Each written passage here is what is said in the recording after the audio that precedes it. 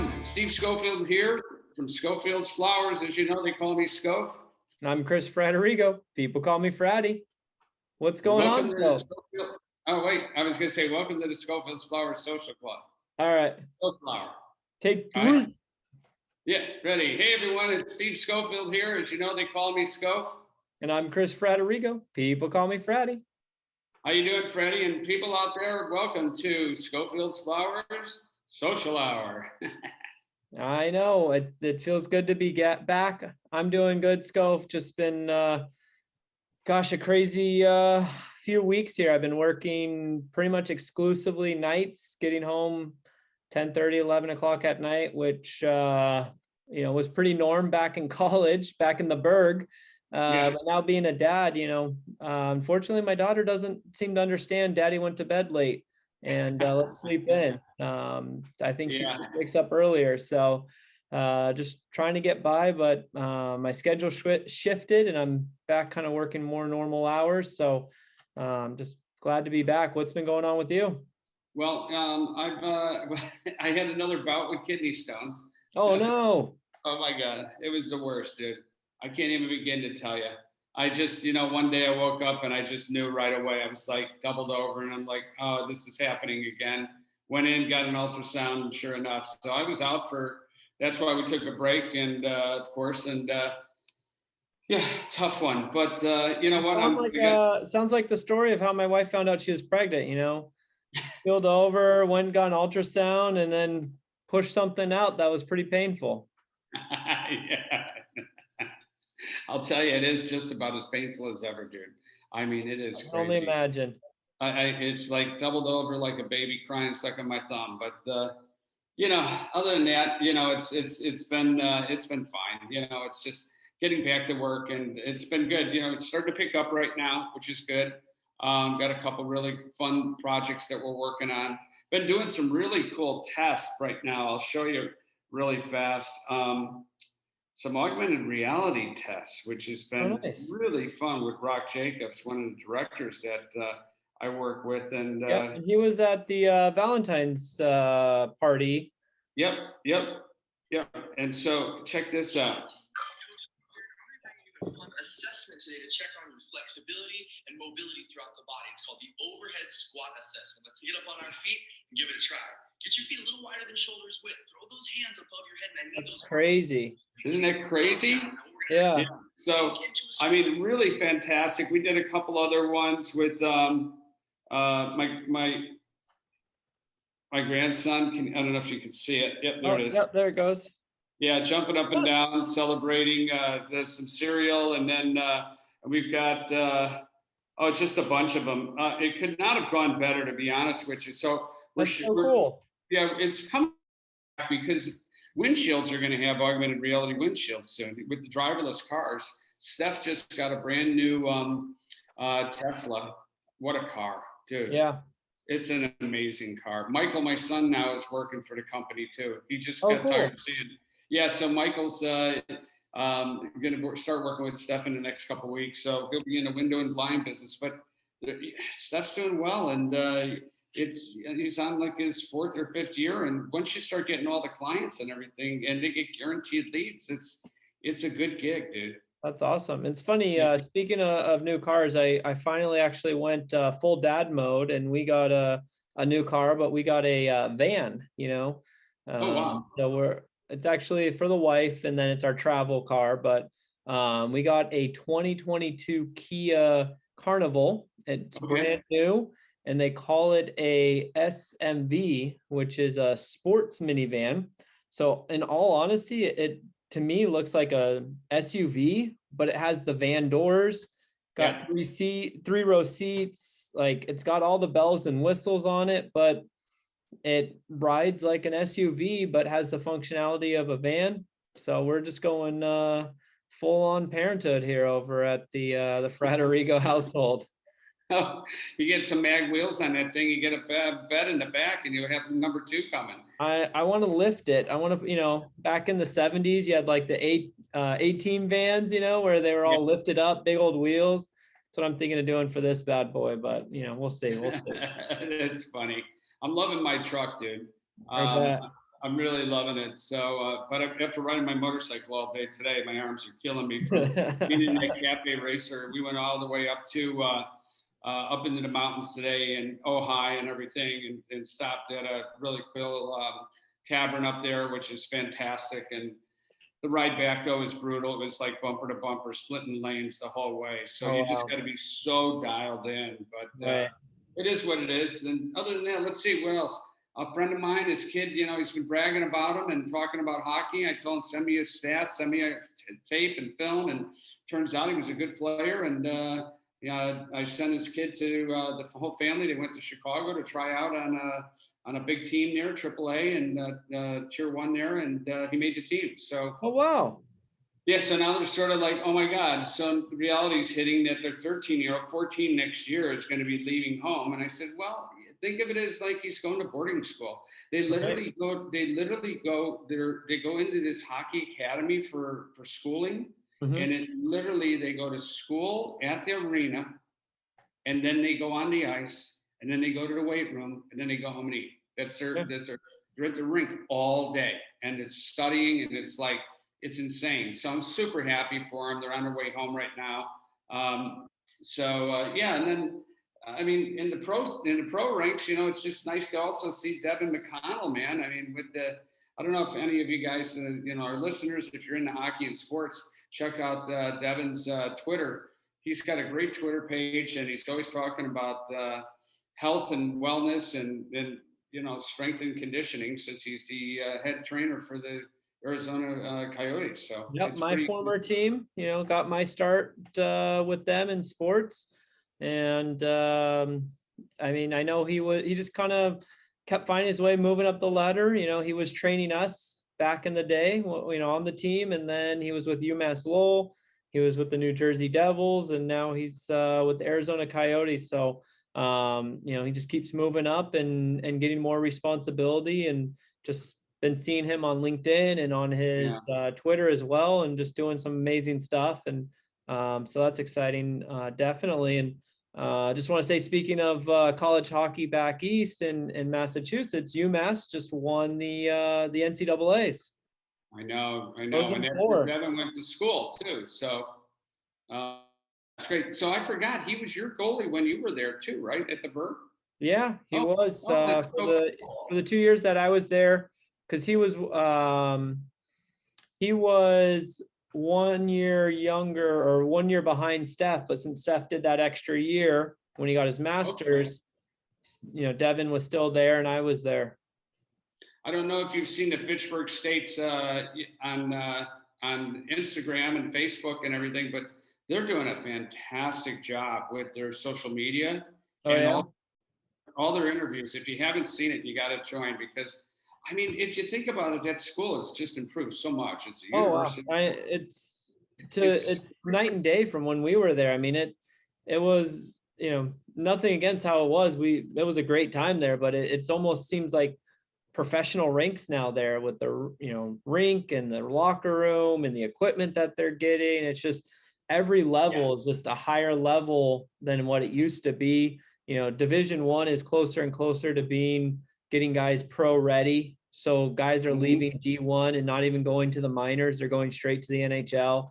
You got guys, playing D3, where they run a program no different than how a D1 program was ran just a few years ago. And so it just, the quality and the difference in skill level is, really tightening, and it's just incredible to see. And, I know watching hockey, it's a youth game. You talk about a 30-year-old nowadays, and that 30-year-old is old, like a 30-year-old is almost out of the league. Yeah. I mean, being an advisor, I've been advising kids probably put 45 kids into college, a lot 3, but now I got kids I'm helping get to D1, but I'm looking at 14-year-olds and 13, 14, 15, 16-year-olds. It's crazy. And even at 16's old. I mean, they're getting drafted, and at 14 or 15 they get drafted. So it's crazy, man. It's just like for WHL and for Ontario Hockey League and things like that. So it's pretty amazing. I mean, I just love seeing the game. I can't wait to see more fans in the stadium, and we're getting close.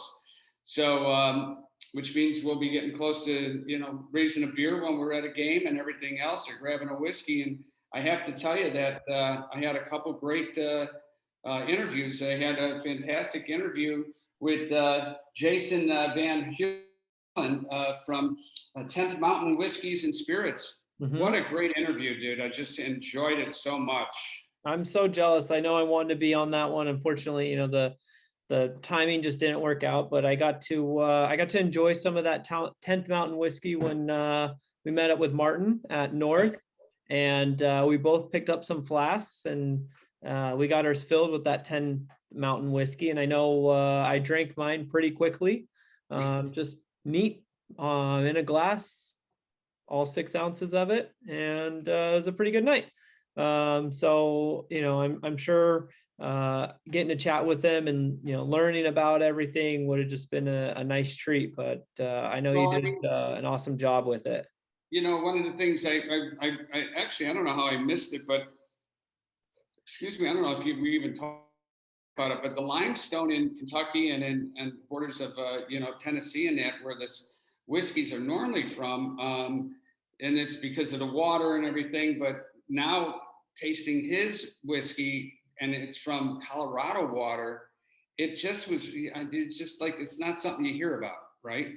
Right. So it was really great talking to him. And plus, I mean, he grew up in physical fitness, and he was a trainer, and then he wound up going out with Ludacris for training him and being on tour with him for, Wow. I forget how many years it was, but it's in the interview. But it was fantastic to listen to him, and just to talk about the branding and how he got in. Now he's the brand manager of this brand. So I think he's going to read this interview coming up. And then plus we got another one coming up with Right. a close family friend. So I'm excited about that one too, which we'll let everybody know next week. And I'm very excited because although I won't be drinking too much whiskey out of it, I did get my fertility god mug that was sculpted by, or designed, not sculpted, but designed by the one and only Tiki Tony, who we had on the show. So I know I will be having some tiki cocktails in the near future here out of it. I think they gave a little recipe card for that goes in there, and even tells you like how to do the garnish, which in this case you take a little umbrella and you pop it so that the umbrellas go in the opposite way, almost like it blew open, and you put it in there so it looks like an Amazon dart. So I'll be having some fun with that. That's great. Well, I got to get down that way and come and join you guys, and have it's opening up, so I can't wait to get out and hit I know weather's getting warm, bars are opening up, everything else is opening up, arenas are opening up, so a lot of excitement, and can't wait to do some more things together. Yeah. Well, listen, I'm going to let you go. Let's get into the show. There's so much to learn on this one here, because I got into asking Jason about, so let people know how to get into the business, and it's like, no, don't get into the business. No. But no, I mean, it's a lot of work, like anything. It takes time, right? And but I'm very excited for some of the listeners to hear this, and I think they'll really enjoy learning a lot about the bourbons that are being made, also from young boutiques that are coming up the ladder, just no different than the beers that are growing like crazy. Exactly. Well, let's send it over to Jason at 10th Mountain Whiskey, and we'll see you guys next week. Fantastic guest with us today, Jason VanHeulen. I got it right. I'm always terrible at busting up names, dude. And then the 10th Mountain Whiskey and Spirits. Jason, welcome, man. Hey, so good to be here, my man. I appreciate the time, and I appreciate you guys giving us a little love. So, oh yeah, love it. So I have to tell everyone, for those that are listening, so we all of a sudden we've seemed to get into bourbons and scotches and everything, but Jason and I became instant friends, hanging out with my buddy Martin from North, and next thing you know, we're on a motorcycle ride together, and then we're at a house on the beach, smoking some fine cigars, and we didn't drink any of your bourbon, but while I was at Martin's, I did buy this cheap tin can here, that flask, and of course he filled it up with your bourbon. So I have been Beautiful. yeah, I love it, dude. It's totally up my alley. I seem to like little spice here. I don't know. I like your bourbon. I told you I just did a show with the Blood of My Enemies and out of Waco, Texas, with a family friend, Jan Ortstein, and then his is like I like Old Forester. So if it has a little bit of a similarity, or Bullet or whatever, I don't know. Who would you put your, like, if you were gonna say, let's say you had a drinker that was drinking yours and you ran out of it, who would you say that, who would be the next choice that you would tell them to get? Because yours is a little bit different than everybody's. Exactly. I'm gonna be honest with you. The reason why I do what we do is because we are so unique, because Mother Nature helps us kick butt up in Vail. So Yep. we're distilling at high altitude using our own Rocky Mountain water. And then on top of that, just pure clean product. It makes it so different. And we're not blending. So since we don't blend, that also makes it so unique to Colorado. I can't, I've done so many tastings, and there's nothing that's out there that is quite as unique as us. And not to toot our own horn, but I'm just being serious. There are other whiskeys that I have enjoyed, and I'm like, I would definitely sit down and have one or two of those. But I'm not gonna lie to you, when I get down to when I get down to our bourbon, we don't get anything done till right around here. Drink to glory, and we can still keep going because it's so smooth. It's unbelievable. Yeah. So, It's really smooth. I'm trying it again right now. Hang on. yeah, and it changes too. I love the fact that, so tell me, well, it's interesting because I was on the line earlier. He mentioned that one of the things that made, most of it's interesting that you guys are out of, so your distillery, you brew it out of there, out of Vail, Colorado, right? And I know you said you got an awesome owner, Ryan Thompson, and you're the brand manager, and you're the one pushing out the message. And if anybody, after getting to know you, if anybody knows branding, you do. I mean, your past was, tell me about a little bit about your past, and then we'll get into the whiskey and the 10th Mountain, because that's a great story in itself. And I want to get into the water there and different, because they say that most of the whiskeys are done in Tennessee and Kentucky because of the limestone, right? So now you're talking like, and I think about, when I think about Colorado and water, I think about Coors, of course, right? Yeah, that could be good or could be bad. Just depends on if you're a Coors Light fan. Yeah, right. I know hockey players are either Bud Light, Coors Light, or Miller Light, right? Those are, grew up playing hockey. Yeah. And, my kid played hockey and things like that. So tell us about Ludacris, man. I mean, you must have really learned branding then. For how long did you travel with them? So interestingly enough, my previous life is from sports med. So went to school for that, and then got fortunate enough, really had some great clients who were all athletes. Kind of retired from that world. My girlfriend and I at the time bought a place down in Arizona. We bought a horse ranch, and just kind of like stepped away from the world of sports med for a while. I'm not training athletes, and then went back to it. And within a year, at one of the performance clinics I was working at, I happened to have a client who knew Ludacris, and he was a client of his as well. And he said, hey, he's coming in town. My girlfriend and I were surfing in Puerto Rico, and he called me. He said, hey, can you make time for him? And I said, absolutely.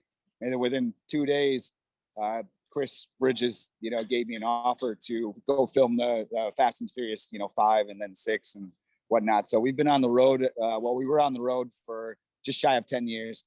So that was an amazing experience. It's just the things I've seen, and being able to travel around and be able to do it for free and do it at the level that, Chris is such a gentleman, and it was just wild. It was a good time. So, but in the beginning, we started this in a garage, and Ryan called me one day and said, I bought a 13-gallon still. I want you to come over and check, take a look at it. And I looked at it. I was like, what are we going to do? We're going to blow ourselves up. So, but, him and our other, one of our other partners, he was no longer with us, but they went to Moonshine University, and during the entire time I was on the road, they were doing that. So I stayed back as a consultant for the company, put my 2 cents in when Ryan needed it. And here we are. So when I retired from the sports med world, I told myself, I'm like, I've been everywhere. So the best thing about what, the guy who's a gypsy, who's been on the road for his entire life, is let's take the bourbon and the rye and let's take 10th Mountain whiskey on the road. So that's what we're doing now. So I know. Last time we talked, you were like, all right, well, I'm packing up. I'm getting ready to go. I know your car detailed and taken care of now, so that's awesome, dude. I mean, like you're a builder like I am. I think that, you see something you like, and this is the next gen of your career and everything. It's good timing and everything for you. And, tell me about I'm sort of pretty amazed at the 10th Mountain. Tell me about what 10th Mountain stands. Well, I know what it, because we talk, but tell everybody what 10th Mountain stands for. And in Aspen, it's an amazing story that people need to go to your website and really read up on it, Yeah, it's absolutely probably the reason. When I was a kid, I remember telling my parents the first ski competition I ever did was in Winter Park. And I told them I was going to go to college out in Colorado. It was so beautiful. You got the ski resorts, and I couldn't understand really the culture of the 10th until I moved to Vail. You guys have to forgive me. There's like cars coming around, like revving up and whatever. It's LA. It's a car show, everywhere you go. So anyway, so that was my first like falling in love with Colorado. When I got up to Vail, when I did my first internship up in Vail, Colorado, I got to learn about the 10th Mountain Army Division, which was one of the most amazing stories that you can hear. And we could talk days and days and days on this type of stuff. But the overall picture is that these guys came up there, 3,000 guys were recruited to basically kick a lot of butt in areas that the United States Army just didn't know about, which was mountains, cold weather, bad temperatures, psychological stuff that, we just didn't have at the time back in the 40s. When they went over to World War II, they kicked so much butt, we lost about 1,000 guys when they came back. But these guys had such a passion for that same lifestyle that we all fell in love with coming out to Vail, Colorado, and out to the mountains, and why we were skiing and why we loved, seeing all the Rocky Mountains and just everything that it provides. It's like the sense of freedom. They did that, and they basically started all those ski towns that we love.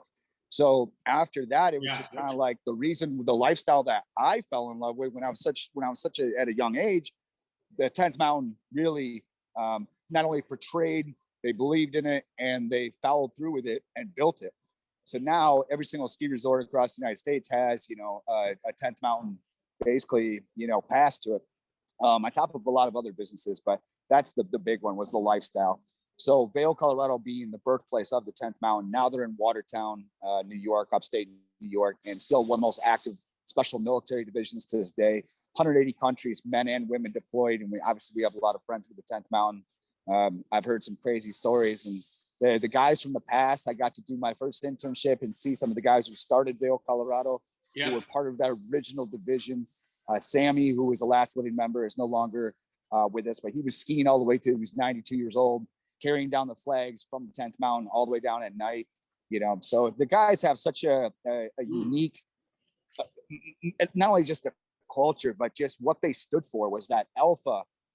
Just go out there and get it. So if you get on our website, if you look up the 10th Mountain Division, it's pretty wild. Our friend Chris Anthony and our dear friend Tony Saver, who's no longer with us anymore, but they both actually did a Ward Miller video on what it was like as a modern day skier to go out to 10th Mountain at Camp Hale and ski with wooden skis, rifles, get trapped in the water. And you're talking about some of the best skiers on the planet, and they still had a hard time dealing with what those guys did back then.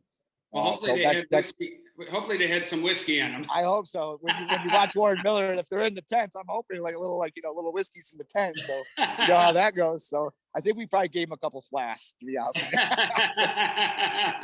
Because I've been I learned how to ski with a buddy of mine, Carl Seibert, and he went to University of Colorado there in Boulder, right? Or what's in Boulder? Yep, Boulder. University of Colorado's Boulder, yeah. He's like nothing against them. I went to Colorado State, but nothing against them, but Yeah.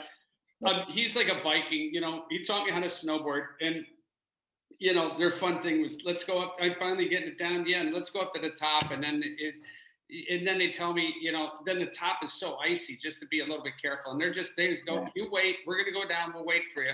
And they go down and they wait about halfway, and I go down and I'm on my ass. I slip. I'm on my ass, full blast, 50 miles an hour down the fucking thing, and I'm like, you know, and I got more shreds of ice on me. I'm like, you son of a bitches, you knew that was going to happen.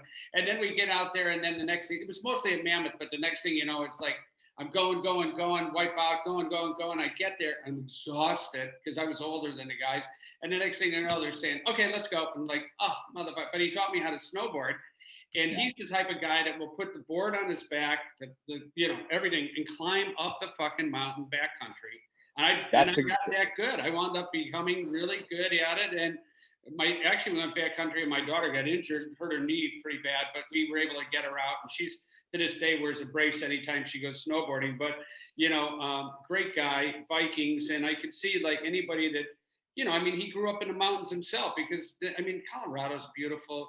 It's so great for mountain biking and outdoors and jet skiing in the summer and snowmobiling in the winter and hockey and just, it's God's country. You can go to A Basin on a July 4th on an average year, and you can still ski down the hill and then play volleyball when you get down there. So we got it all. So that lifestyle was really what those guys believed in, and that's what we want to pay homage back to is the original guys who started what all that meant to us. And generations now have passed, and they still have like such a good en route into why Colorado and across the United States started. It's because of those the 10th Mountain Division. So we're very proud to not only name it after that, but also proud to live the lifestyle that those guys would have wanted us to.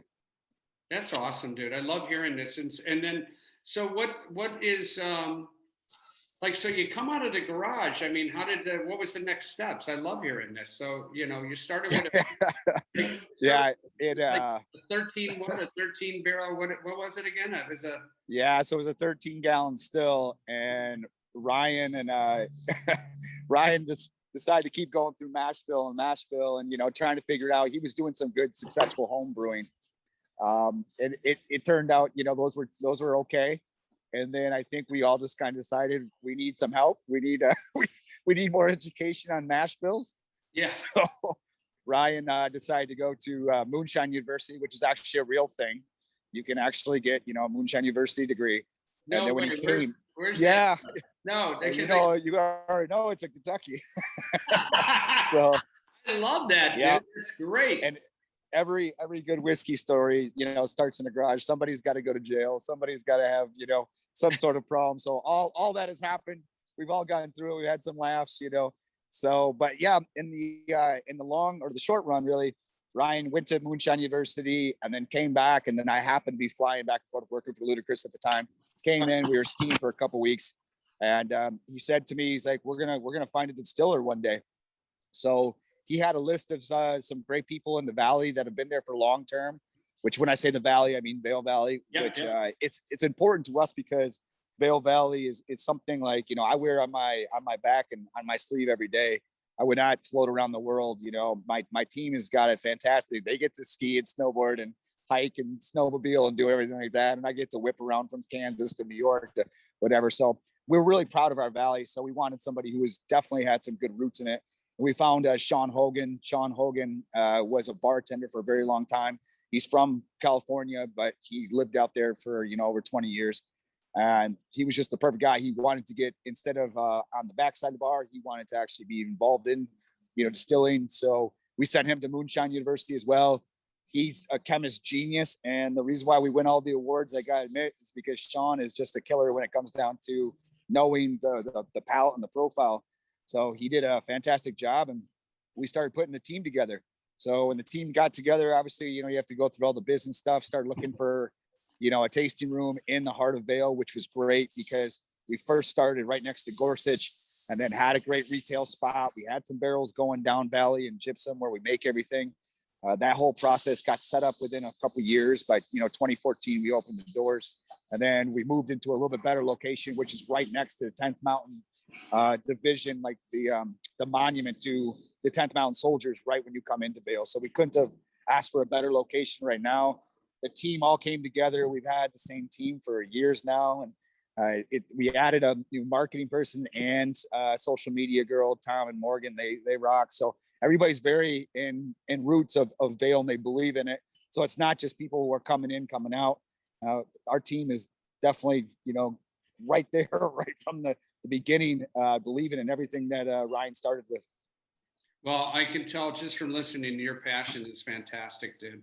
And just being out from you, you've got, being able to travel like you did and being on those movie sets and seeing branding and marketing and branding yourself and marketing. I mean, that's a huge thing. I mean, you're the perfect brand manager because you can, just listening is fantastic because there's passion. You understand your brand really well and what the mashup is. And, I love it, dude. It's congrats. I mean, it's great. So then, thank you. I mean, it's like, so how does a brand like, I was mentioning it before our call, and how does I guess the breweries, I think really, as a kid, I grew up drinking like 4 beers. You had, Pabst Blue Ribbon, PBRs, you had. Hell yeah. Miller, still love it. Always my go-to for a shitty beer, but it's a good beer. It's like it's natural tasting. Miller High Life, Schlitz is no longer around, but or maybe it is. But it was Hams. My God, my dad loved Hams. I'm like, what do you like about it? I'll never know. Maybe Yogi Berra. But it was old style was big. There was like Bud and Budweiser, everything, and then But now because of all the different breweries that have come out, I've seen that transform into like bourbons now. Like there's so many good bourbons out there. And my son's a big collector. And some of the bourbons that he has right now, he bought for like $85 are worth like $485.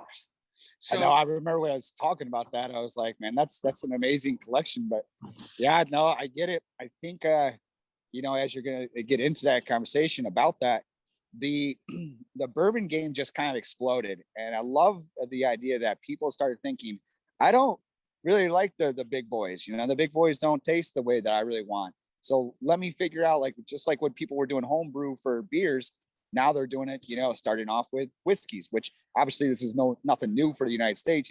Obviously we got moonshine days, and still goes on.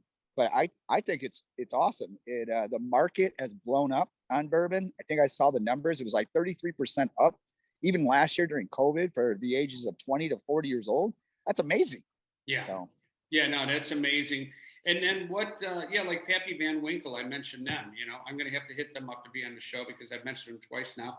But I mean, I looked at it, it was like $2,700. It's crazy. Yeah. What's the brand? Is it because there were fires in the area, or what's the story behind them? Do you know? Anything rare, and I really apologize. I know I'm outside, so hopefully your audio. No, I can hear you. I can hear you 100%. No noise or anything. Good. Yeah. Okay. So anything that's rare, like where somebody's putting it away, like we've done this now a few times this last couple of years, where we have all these barrels that we have put away, and then we'll test them occasionally. Mm-hmm. When we test them, we realize that they're completely not only just palatable, but they're marketable. So these companies that have been around a lot longer than us, obviously, we're just moving the needle a little bit on time, but we have a good product just because of where we're at, Mother Nature.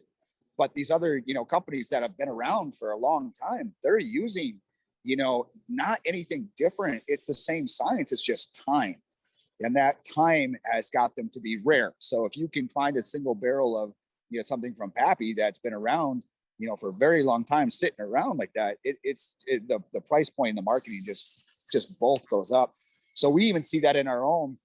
We had 2 single barrels that we did a birthday pick for bourbon, and we did a birthday pick for Sean and Ryan when it was their birthday last May. Okay. So we picked out blindly. We let them taste about 20 some odd different whiskeys that we had, and then they picked out what they loved the most on the rye whiskey. And then we did the exact same thing when it came down to bourbon in September for 10th Mountain's anniversary. And the whiskeys were so good, and like they were uniquely picked because it's not something that we were going to blend or anything different. We were just like sitting them around. So after they tested them blindly, we picked those out. We put it out on marketing, put it out on social media, and we sold out within 48 hours. And now we have places around the country asking me, saying, hey, can I get a single barrel of this? And we'll do the same thing. We'll give them blind samples and mean like, hey, why don't you test out what you like? We're not going to tell you the year. We're not going to tell you what, anything about it. You pick out what you like because it's your palate, and then they'll end up doing a single barrel program. So we're getting into that rare stuff as well. But I think, that's expensive. I've heard some whiskeys go for some pretty wild numbers. So good for them. I hope we get there someday. And then I can get actually a little bit better Harley Davidson shirt when I do. No, that's nice. So, I mean, and then so that's sort of like a special release. I mean, you guys could actually plan it out through social media. You got an excess of a certain type of, single barrel, and then you can, push it out that way. And then if it hits, exactly. And we're going to do it. We're going to do it every year now. So every year you'll see us doing it for the public. And then we will do some single barrel programs for, customers who want to put their own label on it and do something special just for their store. So we have done that now a few times over, and it's been very successful. So rare whiskeys are definitely on the high. People want to feel not only they're a part of something that's a little bit different, but they've got something rare that's in their shelf that they can talk about, which that's the beauty about whiskey, is that you're sitting down enjoying this and you can talk about it and have a good time with, your friends and family.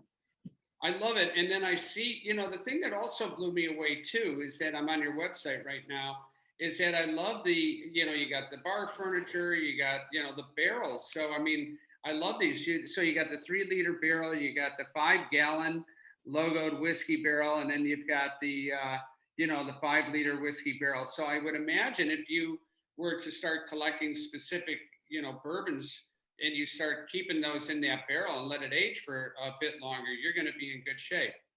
Exactly. So all those ones, are basically for customers anywhere, around the world that you can buy. I've done a few in the 3 liters just myself, just putting the moonshine in.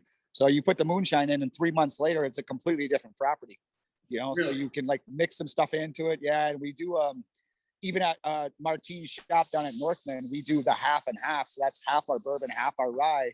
Now that's in there. So the next flask you buy from him will be filled with that. So, but yeah, those barrels are amazing. I mean, I love the idea of like walking into a restaurant or walking into anybody's place who has that, because it shows me actually you're a connoisseur about, not only like the American history of like the barrels, but just, putting something together that's unique. So even in my bar, I have our 53-gallon barrel, and I work from it all the time. So I'm like, I just like the culture of the whiskey and having that wood barrel next to me, because it makes me feel good. So the whiskey is even better. Yeah. And I like the rocks glasses and the beanies and all of it. I mean, it's like, it's the proper gentleman's, and I like, drinking buddy. That's terrific. Yeah. So, I mean, to me, it's like you guys you're all in, and I love that. And I haven't even, it's interesting. If I really find a whiskey, if I find a bourbon that I like, I should get one of those smaller 3-liter ones. Just like absolutely drop it in there. Get your bourbon. Get one of those barrels. Drop it in there. Let it age a while, and we'll taste it. Taste it every month and see. Like leave it. Have tasting dates. It sounds horrible, right? I think you should actually try it with the rye. So if you do the rye in there and the bourbon, Jeremy, our assistant distiller, I think came up with that, and it's brilliant. So what do you mean? What do you mean to try it with the rye? What do you mean by that? So we had a drunken mistake, right? So this is what happens. Every good whiskey company has to have these nights, Right. But we take half bourbon and then half rye, and we do it as a pour in our tasting room, and it's very successful as a cocktail. They balance each other out well because of, I think, to be honest with you, I think it's the mash bill chemistry. Right. The chemistry is 75 on the rye for the rye whiskey and 75 on the corn on the bourbon. So those two together just really do a fantastic job mixed. And when you let it sit in the barrel, it's even more beautiful, because then now you're getting a property that's got a lot of, character, but it comes out really smooth. Oh, wow. So, that's crazy. Yeah. I'll have to do that for you when I come back. So yeah. No, that's crazy. And then you got the cocktail syrups. Are those all made by you guys, or do you have a deal? Yeah. So we've got a couple different things, obviously our team is, doing some candles, and our team tries to, volunteer and do some other things that they're really creative about. Thank goodness they all have artistic talent, because I don't think Ryan and I do. So, yeah. No, that's good. So, but they do a fantastic job on the bitters mixes, the candles. A lot of the retail that you see, Andy, our head of our head of retail, him and Mark and Chris, they do a fantastic job about picking stuff out. We know our market.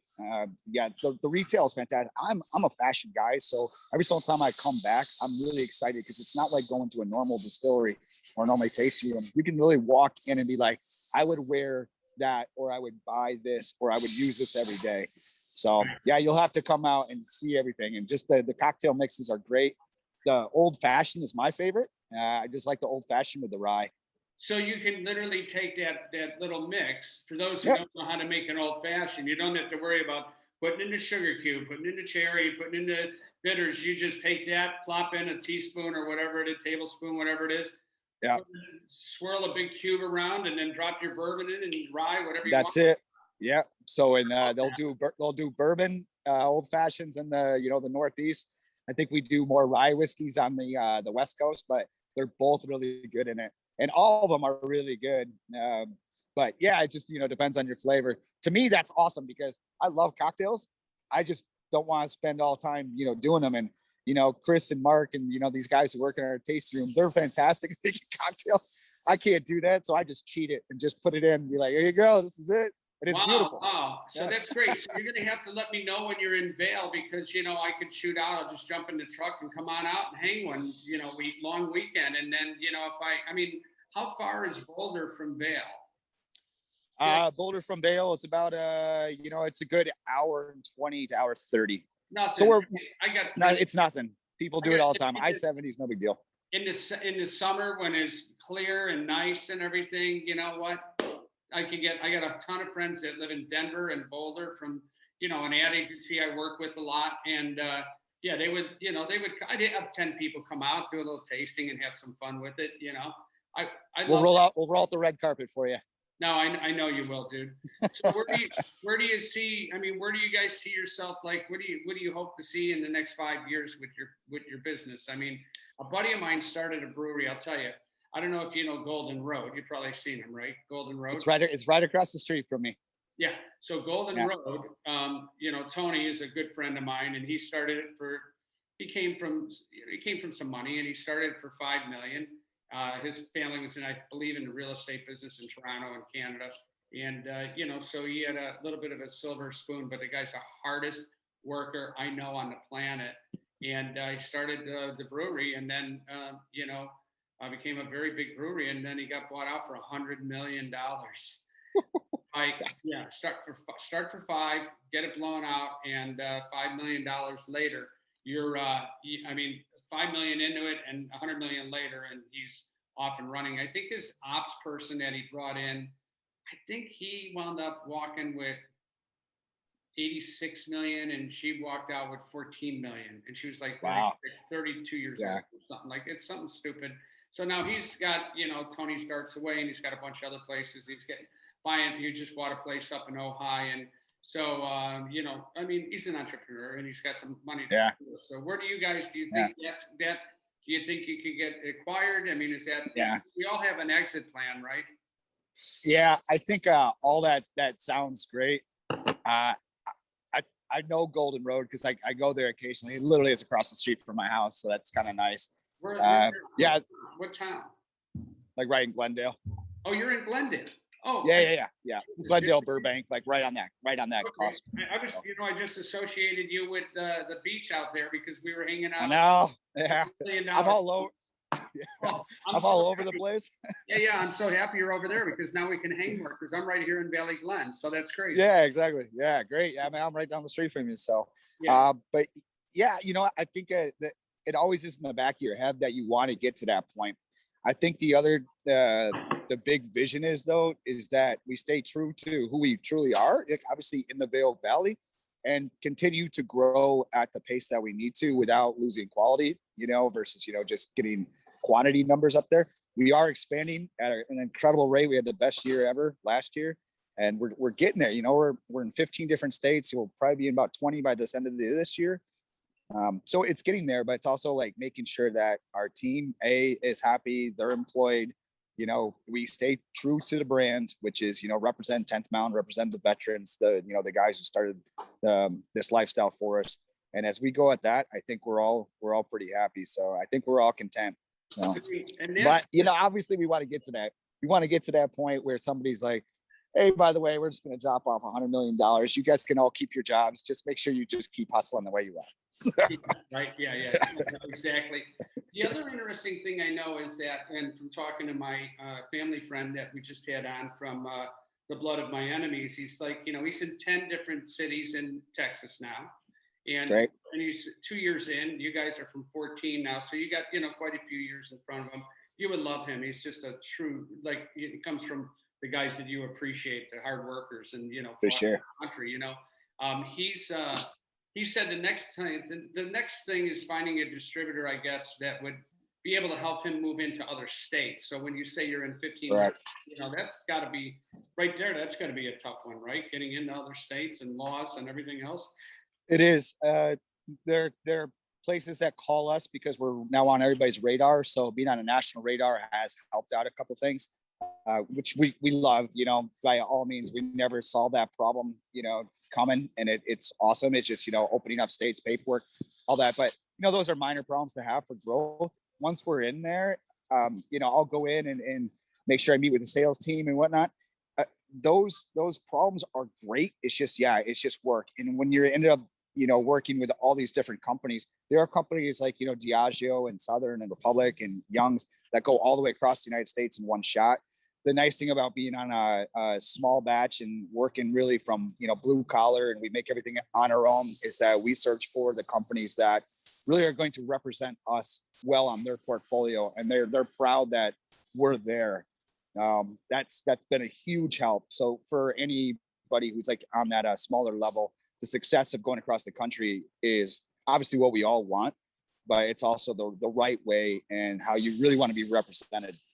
We've done a fantastic job with the distribution companies that we have right now, and I'm proud of all of them because I know them all personally, and they definitely they kick ass for us, and they represent the 10th Mountain really well. So that's good. I might put you two guys together. I think you'd appreciate each other. Yeah, that'd be great. Do a tasting in each city and whatever. Texas, yeah. I'll switch out the bottle with them. Yeah. No, it'd be great. It'd be really fun. I think that's the magic of like meeting you through Martin. And now we're going to be doing a pop-up on Mother's Day. We're making new smoking jackets. I mean, it's just all part of the process, right? Supporting other boutiques. Like I'm a boutique. Go ahead. No. I'm sorry. I'm on a podcast. Sorry about that. Don't worry about it. I hear them hissing. I hear them doing some tires. The last time I was on a podcast live, the girl came up to me and says, "Oh, here's your check. Can I get it right now because I'm getting off?" And I'm like, "Hang on, people. I'll be right back." Here, I'm like, I didn't have enough. I just take the hundo. Just go. I got it. The bill was $25. And I gave her. It's like, "Thank you." And I'm like, "Get the fuck out of here." But, maybe she was just bothered because I have a bottle of bourbon sitting on my table waiting for my car. Right. So what would you say, like if somebody said they want to get in this business, what advice would you give them if they want to get into the bourbon business? Call Ryan. No, it's people. I think people think that whiskey is sexy and spirits are sexy, which they do have that component. I would definitely say be prepared. There's a lot more logistics and some of the nightmares. But when you see the success that we've had and you see people come in, enjoy your product, and you see the smile, I think all of that goes out the window for every single one of us. Every single problem that we have it's gone when you see people come into our tasting room and be like, "We love you guys. The product's fantastic. I want to take something home to go to Virginia or go to Florida, or go to Texas." When people do that, I don't think any of us recognizes how much labor goes into it. That's the beautiful thing of it. It takes a minute to get it going, So somebody's, remember, like I said, somebody's got to go to jail. Somebody's got to go here. Things like that happen. Yeah. Right. I know. And then, my buddy has this saying in 11 words or less, if you're in an elevator and you had 11 words, you could say, "What is your brand about? What do you like? How would you express your brand to somebody? Like I walk into an elevator, what would you say? Oh, you're in the whiskey business. So tell me about your brand." Yeah. 11 words. Oh man, I run my mouth all day, that, right? So like I'm used to like 1,000 words. It's hard, but if you practice it, it's pretty incredible because you got about 11 words before the person gets off the elevator.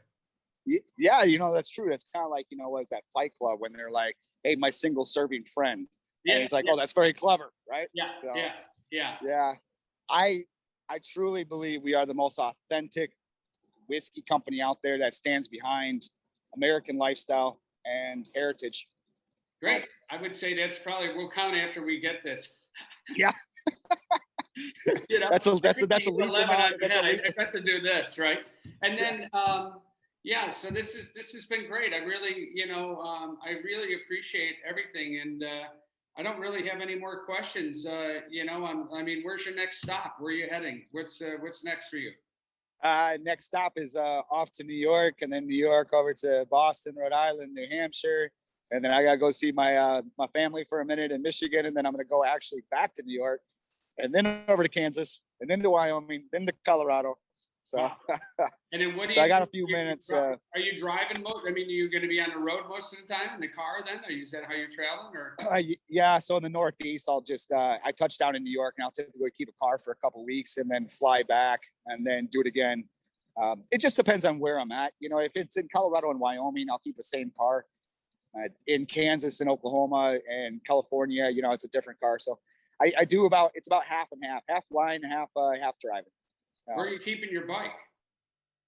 Oh, if I tell you, you're going to come and get it, aren't you? I was going to say, you want to keep it in my house, you can, but I got to get to my next week. Yeah.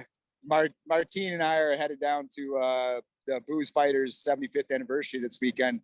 And I'm going to be actually storing my Harley in Newport with Jared Romati. So he's taking care of that. Yeah. Then the Booze Fighters, they're I think they're the oldest. I think they are the oldest motorcycle club. Oldest motorcycle club, 75th anniversary. So I'm good friends with the president, and he invited me down to enjoy some good whiskey with his commanders and his lieutenants. So we're going to do that and have some fun, and we'll camp out. And when we get back, store the bike and then store the car and then whip it over to New York. So nice. Building the brand across the United States. It is what it is, so we got to be road warriors. So that's great, dude. That's great. Well, it's really super exciting. I'm happy for you.